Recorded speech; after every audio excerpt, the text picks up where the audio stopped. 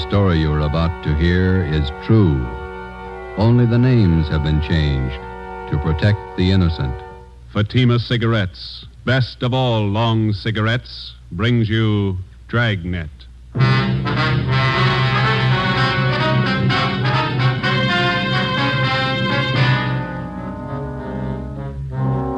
You're a detective sergeant.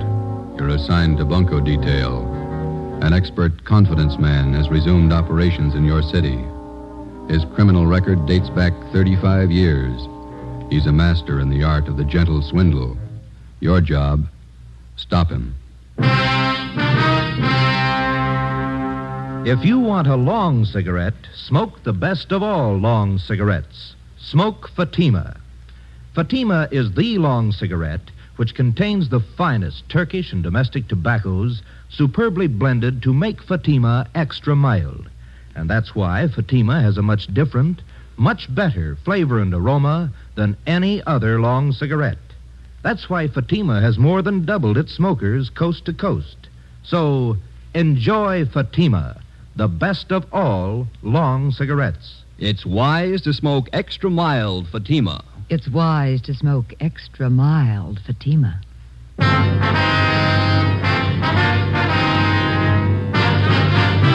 Dragnet, the documented drama of an actual crime. For the next 30 minutes, in cooperation with the Los Angeles Police Department, you will travel step by step on the side of the law through an actual case from official police files. From beginning to end, from crime to punishment, Dragnet is the story of your police force in action. It was Tuesday, July 28th. It was warm in Los Angeles. We were working the day watch out of bunco detail. My partner's Ben Romero. The boss is Thad Brown, chief of detectives. My name's Friday. I was on the way back from the record bureau, and it was 10:45 a.m. when I got to room 38, bunco fugitive detail. Friday? Captain, they're bringing him in now. Sit down. Thanks. There's the mama sheet on him. Oh, Gentleman Wallace. I thought he was out of our hair for good. So did I till this turned up. I heard he was working in New York. Look at the package on this guy. Feels like a good-sized dictionary. Yeah. Check the date of his first arrest there. June 2nd, 1913. He's been in and out of jail all over the country. Look, Lane County, Oregon, forgery. Bum check beef, San Francisco, 1914. Embezzlement, Santa Ana. Parole violation, Seattle, Portland. More checks, Reno. Billings, Montana, forgery, 1920. Dayton, Ohio, Pittsburgh, New York, grand larceny. Bunco Raps, Las Vegas, Cleveland, Chicago. That's only the first page. There's a couple more there. Yeah, it reads like a novel. Just about as long. What's the story on Wallace this time? What have we got? He reached a couple of used car dealers Saturday. Took them for $2,000 each, and we can't touch him. Why not? How'd he work it? Well, Saturday afternoon, he went to a car lot on the corner of South 3rd and Washington. He bought a 1948 Lincoln sedan. Showed him his identification, wrote a check for $1,500 for a down payment, and drove away. Another bum check deal. It's a little more than that. About 45 minutes after he left, he drove into another used car lot 2 blocks away from the place where he bought the Lincoln. Yeah. Told the salesman there that he didn't like the car and he wanted to trade it in on another one. The salesman offered him $900 less than he paid for it. Wallace accepted and offered them a personal check to cover the balance. And the salesman went for it? Almost. Wallace seemed so anxious to get rid of the car that the clerk got suspicious, but it was late Saturday and he couldn't call the bank on Wallace's check. So he called the place where Wallace bought the car. That's right. We found out that the sale was made less than an hour before and that Wallace had given them his personal check for it. And then the 2 used car dealers got on the phone, decided that Wallace was pulling a fast hustle, called a cop and had him jailed. Hold that light a minute, will you? Thanks. Yeah, then what? Well, when the banks opened Monday morning, they called about Wallace's account.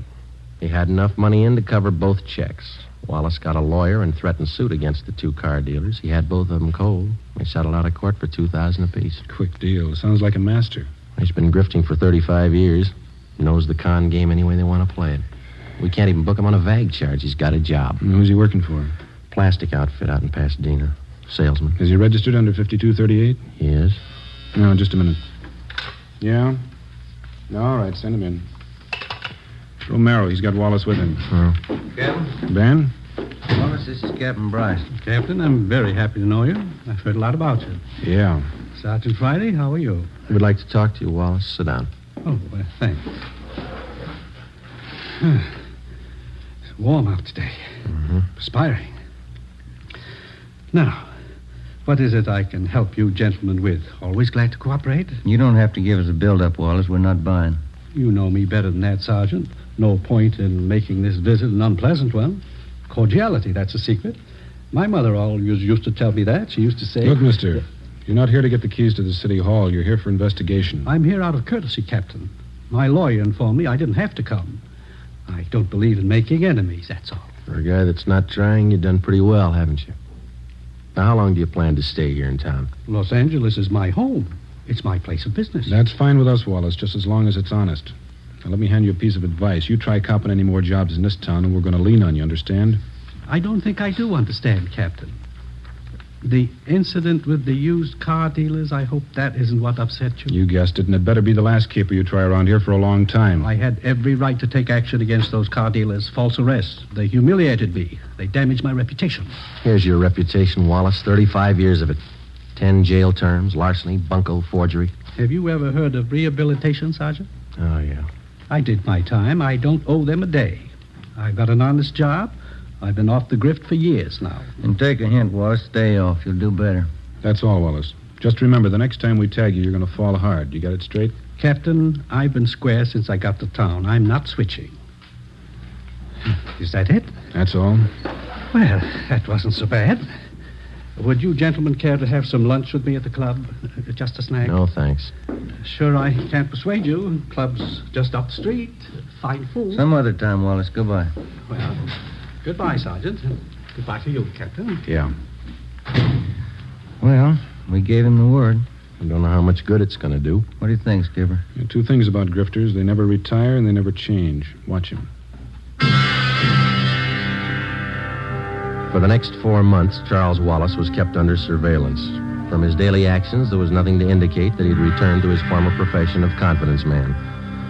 From experience, we knew it was too good to be true. For a man who had worked the con game from every conceivable angle for as long as Wallace had, chances of his going straight amounted to less than 1 in 1,000. Just as a dope addict is a slave to drugs, the full-fledged con man or grifter is obsessed with the idea of swindling for a living. He loves his work, and he takes pride in it, just as much as a doctor, a lawyer, or any legitimate professional man. He has a life and a code of ethics all his own, even has his own language. The grifter's victims are wealthy, middle class, and poor, and many more than the average citizen imagines. Wednesday, December 1st, 1 p.m. Ben and I had lunch and checked back in at the office. Food's getting better at the cafeteria, don't you think? Beef stew is pretty good. You got an extra coat hanger in your locker? Oh, yeah. Yeah, here you are. Yeah, thanks. Hi, Conan. Joe, do you see this report the post office detail sent over? You mean that Lonely Hearts ad? No, this is a different one. Real twist. How you mean, Harry? Let me look, huh? Here. Barney Grant, that's the name he uses anyway. A couple of weeks ago, he planted a small want ad in the newspapers around town. Been cleaning up ever since. How'd he work you? Here, take a look at the ad he was running. Remember, tomorrow is the last day to send your dollar to Box 565, Main Post Office, Los Angeles. Was that all? That's all it took.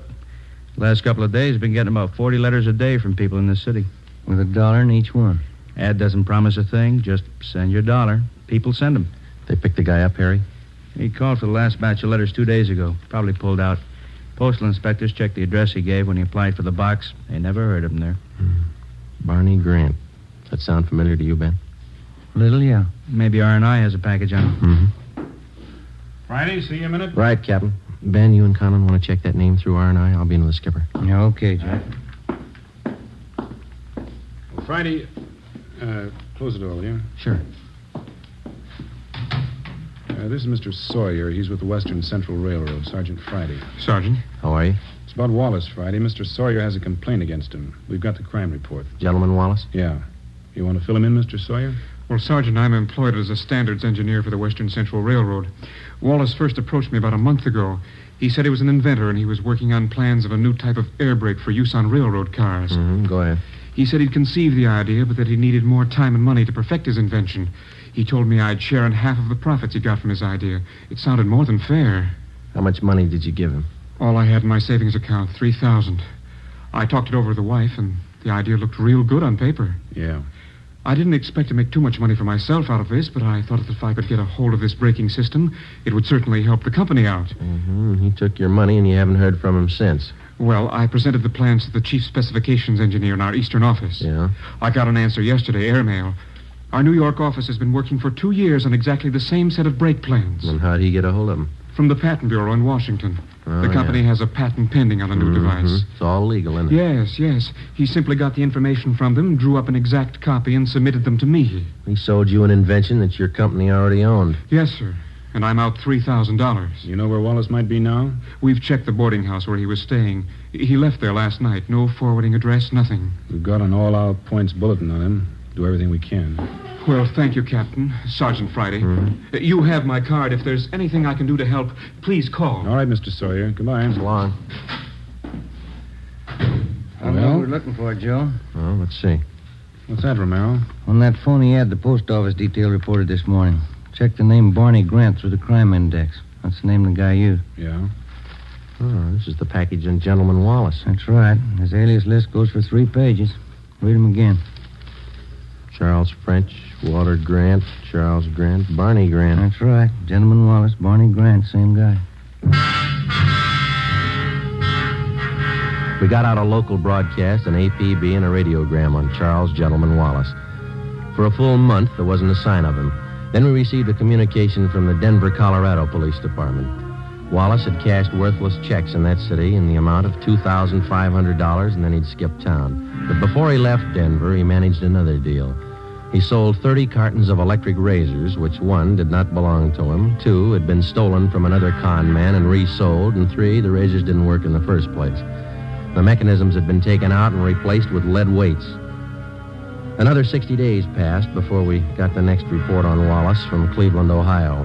By means of forged papers, 2 well-versed assistants or ropers, and a fast line of talk, Wallace had sold a Cleveland hardware concern a shipment of 10 penny nails, much below the market price. He collected $1,200 as partial payment for the shipment, but it was never delivered. 8 a.m. Monday, March 3rd. Ben and I checked in for work after a weekend off and found a message in the book to report to Chief of Detectives Thad Brown.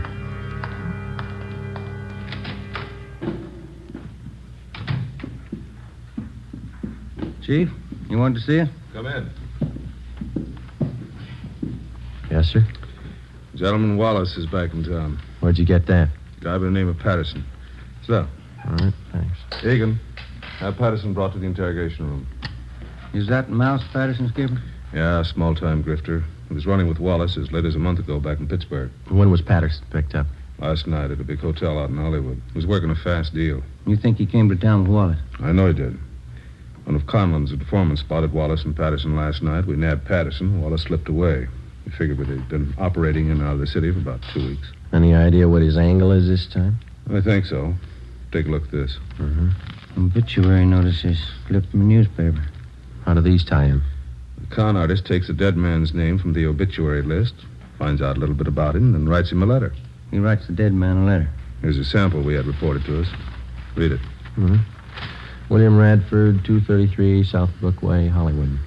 Dear Bill, I heard you were sick, and I didn't want to bother you at this time, but believe me, I'm desperate. I don't mean to hound you about the $400 you borrowed from me, but we are having sickness in our family, and I do need the cash. Wait a minute. Wallace writes a letter like this to a man knowing he's dead, and the family opens it and reads it. And they figure it's some unpaid debt that they didn't know about, which the deceased owed. That's right. And the con man collects. Yeah. The letter's been showing up right in the middle of funeral arrangements. The family's bereaved, grief-stricken, caught off guard.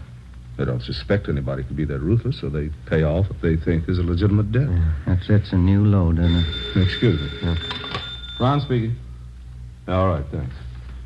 I got Patterson in the interrogation room. You two question him, find out everything you can. Right, Chief. When you're through talking to Patterson, you can start checking on these names. What's this? It's a list of all the names that appeared in the obituary column in today's paper. It's a long list. Don and Myberg are checking half. You and Romero take the rest. Right. Get to those families before Wallace does. We went down the hall to the interrogation room and questioned Patterson for an hour and a half. He denied that he even knew Wallace. He refused to tell us anything. We had Patterson returned to his cell in the county jail, and Ben and I started to check with the relatives of the deceased who appeared in the daily obituary list. Adams, Connolly, Craig, Denberg, Donzetti, Edmonds, Fowler. None of them had received letters claiming payment of secret debts owed by the deceased. Well, there are more pleasant jobs than bothering families with an investigation in the middle of their sorrow. It wasn't easy, but it was necessary. The 8th name on the obituary list was Foreman, Carl J. He was survived by his wife, Jean. She lived at 5821 Santiago Street out in the valley. We're sorry to intrude at a time like this, Miss Foreman. We know how you must feel, but it's an important matter. That's all right, Sergeant. Carl was sick for so long. Probably better this way. What did you want to know? Since your husband passed away, have you received any letters asking for payments on a debt that he might have owed to somebody? It's funny you should ask. Yes, I have. I got it yesterday. Yesterday, huh? Do you know the man who wrote the letter? No, I didn't. I took it for granted that it was someone Carl knew in the Army. Someone he'd borrowed from. And how much money was it he said your husband owed him? $400. There's a letter over the mantel. I'll get it for you. Fine. Here it is. Thank you. Signs his name Howard Michaels. Has this man contacted you since? Why, yes, he has. He called me last night and said that he'd just heard about Carl. He apologized for writing the letter. Mm-hmm. Said he had some medical bills of his own to pay. I went to the bank this morning and got the money for him. Is there anything wrong? And he's supposed to come here and get the money? He already has about 2 hours ago. He seemed to be a very good friend of Carl's. Ben, you got that mug shot on you? Yeah. Yeah, here it is. I don't understand, Sergeant. Is, this the man who picked up the money this morning? Yes, that's Mr. Michaels. Mm-hmm. Don't you think he was Carl's friend? I don't think so, Miss Foreman. But no one would do that. Who could be that low? You're looking at his picture, Miss Foreman. His name's Wallace.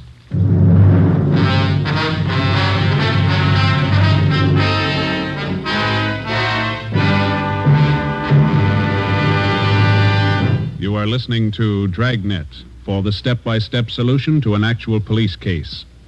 Here, step by step, are the reasons why Fatima has more than doubled its smokers from coast to coast. Step 1. The name Fatima has always stood for the best in cigarette quality. Step 2. Long cigarette smokers discover Fatima has a much different, much better flavor and aroma. Step 3. Long cigarette smokers find Fatima extra mild. Fatima is the long cigarette which contains the finest Turkish and domestic tobaccos superbly blended to make Fatima extra mild. And that's why more and more smokers every day agree It's wise to smoke extra mild Fatima. It's wise to smoke extra mild Fatima. Yes, the name Fatima on that golden yellow package is your insurance of an extra mild smoke. So, enjoy Fatima, the best of all long cigarettes.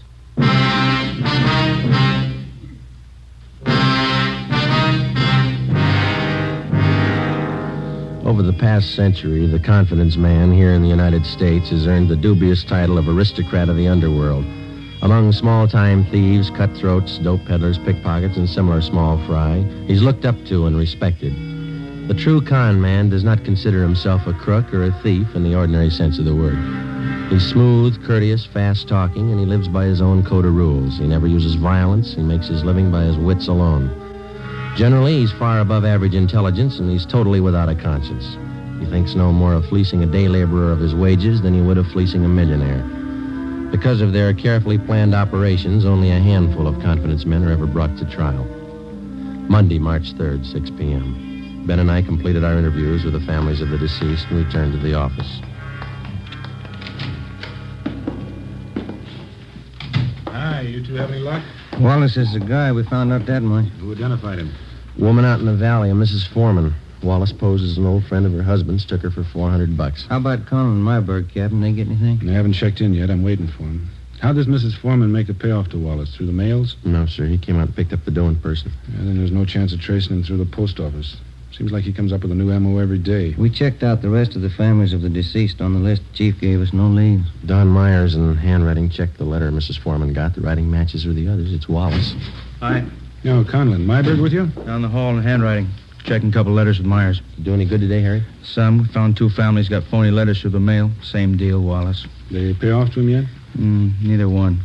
Told him to sit tight and call us if the guy should contact him again. Explain the setup. Who are the people, Harry?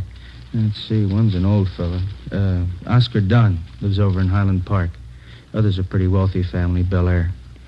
Here it is. Elizabeth Secor. She's the wife. Mm-hmm. Husband's name, Burton James Secor. Investment broker. Died day before yesterday. How much of a debt is he supposed to have owed? The guy in the letter claims $1,200. Signed myself, William Kilbright. The letters mention anything about how the payoff's supposed to be made? The guy wrote he'd contact him by phone first, then make arrangements to meet him. Both families will call as soon as they hear from him. Now, if he doesn't change his M.O., we're set. Count on you and Myberg stick with the family in Highland Park. Make sure they understand perfectly what the setup is. Wallop makes a contact. Be there. Okay, Cap. Joe, you and Ben cover the family out in Bel Air. Okay, you got Secor's address here? Well, here's a crime report. It's got all the dope. Good. Now, I'll grab it. Bunko, fugitive, Conlon. Yes, ma'am? When? All right, thanks. We'll take care of it. Secors. Wallace just called him. What's the pitch? Wants to pay his respects. He's going to visit him tonight. 7:35 p.m. Monday, March 3rd. Ben and I drove out to Bel Air to the Secor place. It was an English-type mansion with a circular driveway out in front. The wake for Mr. Secor was being held in the living room. The butler showed us into the library where Mrs. Secor was waiting. She told us everything that had transpired since she first received the letter from Wallace following her husband's death. She said Wallace had promised to be at her home promptly at 9 p.m. We waited. 9 p.m. came and went. We told her that if the suspect should call, to make any concession, to agree to anything in order to set up a meeting with him. At 10 minutes past 10, the phone in the library rang. Mrs. Secor answered it. I listened in on the extension. I'm terribly sorry, Mrs. Secor. I did want to get out to pay my last respects, but I'm afraid that will be impossible. Oh, I'm sorry you won't be able to come.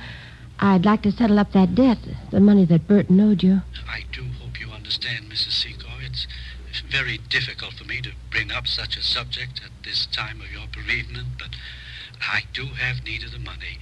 You see, it's my wife. She's quite ill, and, well, there are medical expenses to be met. Oh, I understand. When would you like to come for the money? Well, would tomorrow be all right? My husband's funeral is tomorrow. Oh, I see. Well, where will that be? At the cathedral on Sunset Boulevard. A requiem mass at St. Mary's at 9 o'clock. Well, since I don't want to bother you personally anymore, I wonder if it would be possible for you to leave the cash with the head usher there at the church. Well, yes, all right.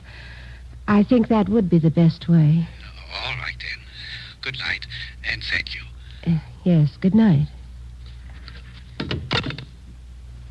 I'm sorry. I know that's not easy for you. That's all right, Sergeant. It's strange, isn't it? What's that? One man burns out his whole life making money. The next man spends his time trying to steal it. What does it all mean? I don't know. We got 2,600 men down in the county jail. They all think they've got the right answer.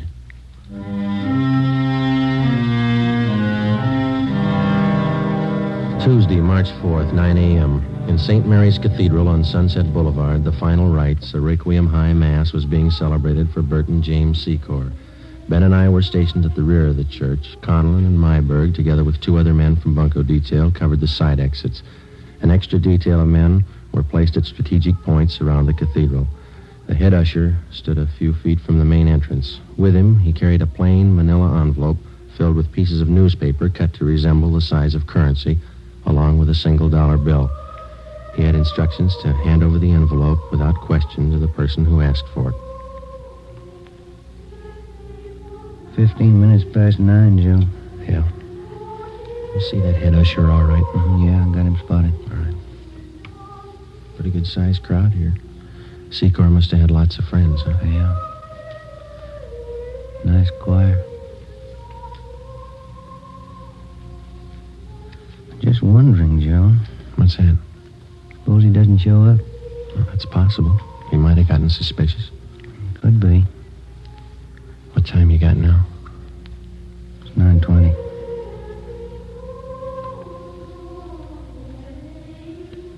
Joe, look. Uniformed messenger just came in the door. Yeah. He's looking around.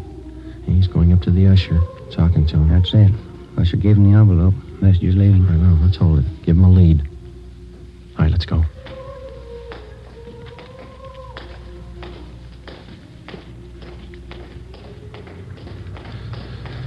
Let's go, Ben. Don't lose him. He's getting into that cab. Come on.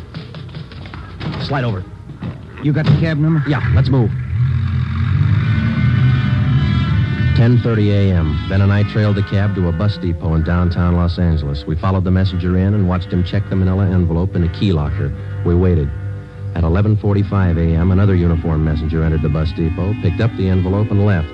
We followed him to the Union Railroad station, where he left the envelope at the traveler's aid desk. At 3 p.m., the envelope was still there, unclaimed. No sign, Joe. What do you think? It's a pretty fancy switch he's got worked out. Yeah. What time's the next train leave? 3:25. Coast Limited for San Francisco. It's 3:21 now. Wait a minute. See that porter over at the desk there? I'm talking to that girl there. I don't know.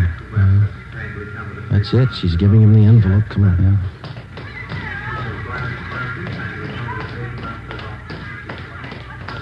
He's heading up the ramp. Yeah, let's hustle.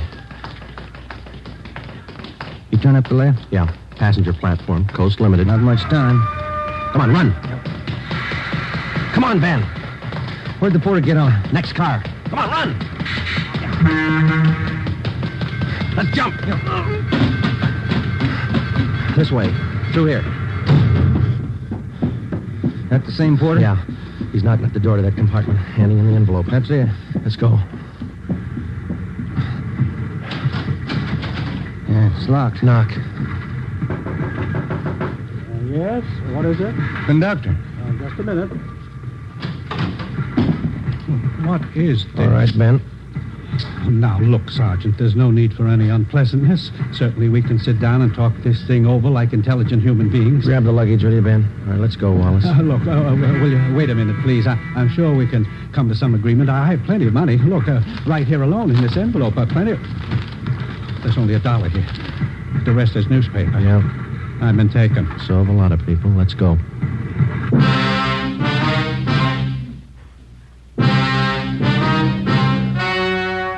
The story you have just heard was true. Only the names were changed to protect the innocent.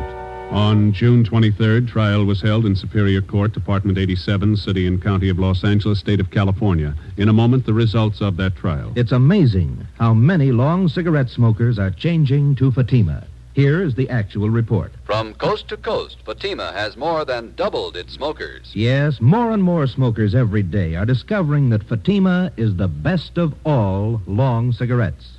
Long cigarette smokers find Fatima has a much different, much better flavor and aroma. Long cigarette smokers find that Fatima is extra mild because it's the long cigarette which contains the finest Turkish and domestic tobaccos superbly blended to make it extra mild. So enjoy extra mild Fatima, best of all long cigarettes. It's wise to smoke extra mild Fatima. It's wise to smoke extra mild Fatima.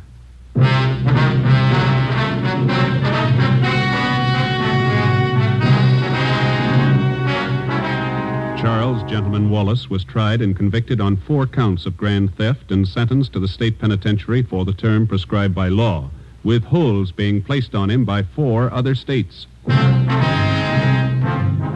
You have just heard Dragnet, authentic cases from official files. Technical advice for Dragnet comes from the Office of Chief of Police W.A. Wharton, Los Angeles Police Department. Dragnet wishes to thank the editors of True Detective magazine for their considerate appraisal of this program. For those of you who may be interested, the behind-the-scenes story of Dragnet appears in the March issue of True Detective. Fatima Cigarettes, the best of all long cigarettes, has brought you Dragnet from Los Angeles. Tomorrow, hear the Ronald Colmans in the charming series Halls of Ivy on NBC.